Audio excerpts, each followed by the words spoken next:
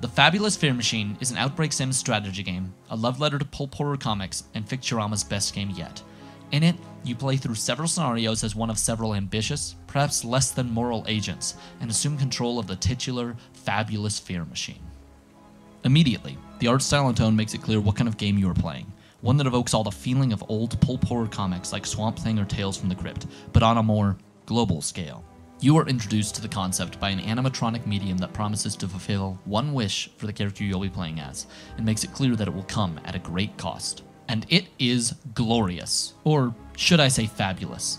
The atmosphere in this game drips with pulpy horror delight. So, with the tone properly set, you might think you have a pretty good idea of what to expect, especially after the tutorial introduces what, at first, seems like fairly simple, disparate systems, but those quickly complexify.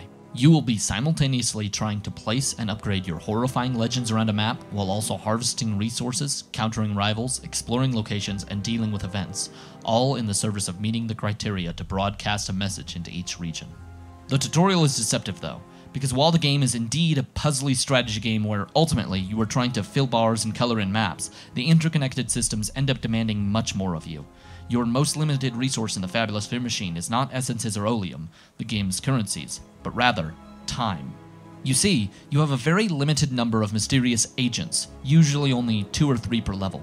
They are necessary in order to complete most things, requiring a time investment for each action, and with only 1 to 3 agents at your disposal, there never seems to be enough time. Rivals make moves, the fire burns away your fuel, and events spring up.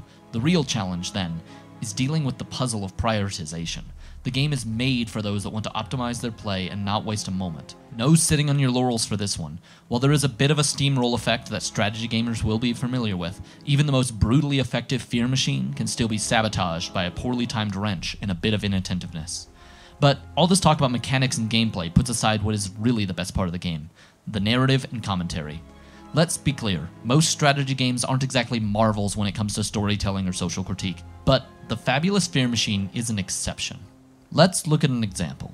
The first campaign you play after the tutorial introduces you to a cutthroat scientist who is happy to put morals aside in order to become the CEO of the most powerful pharmaceutical company on the planet. And by using the Fabulous Fear Machine to stoke terror in the hearts of the populace, she will ensure that she can accomplish all the animal experimentation, corporate sabotage, and plague manufacture required to accomplish that goal.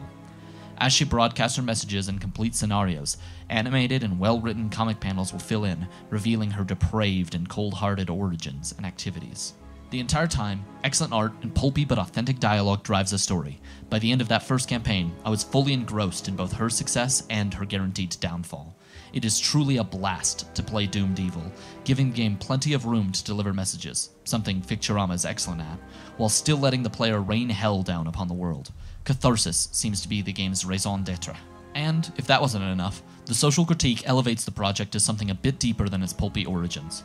Ever wondered why so many news stories accentuate crime, terrorism, and disaster? Well, this game provides a reason, so that somebody gets more powerful. Legend cards are drawn from real-world scares and folklores, and the snippets that play each time you upgrade a legend card accentuate just how fear drives people to desperate solutions.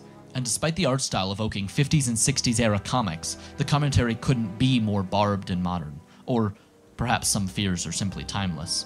Like I mentioned, the first campaign sees you stoking fear in populace using things like robot rebellions and chemtrails in order to convince them to go along with your increasingly unethical pharmaceutical practices. Even better than Ficturama's Beholder and Do Not Feed the Monkeys before, the humor and sarcasm hides deep cynicism and cutting satire, elevating the game above those predecessors, not to mention its many inspirations. Ultimately, this comes together to make the Fabulous Fear Machine one of the most stylish, fun, and surprisingly smart games I've played this year. The puzzles are tricky, the gameplay is engaging, the art is distinctive and striking, and the narratives are pulpy, yet clever. Some slightly unintuitive UI and a few systems that could use more depth hold it back from perfection, but it comes closer than anything else Ficturama has done before. It really is fabulous after all. The Fabulous Fear Machine gets a 9 out of 10 from me. Make sure to check it out.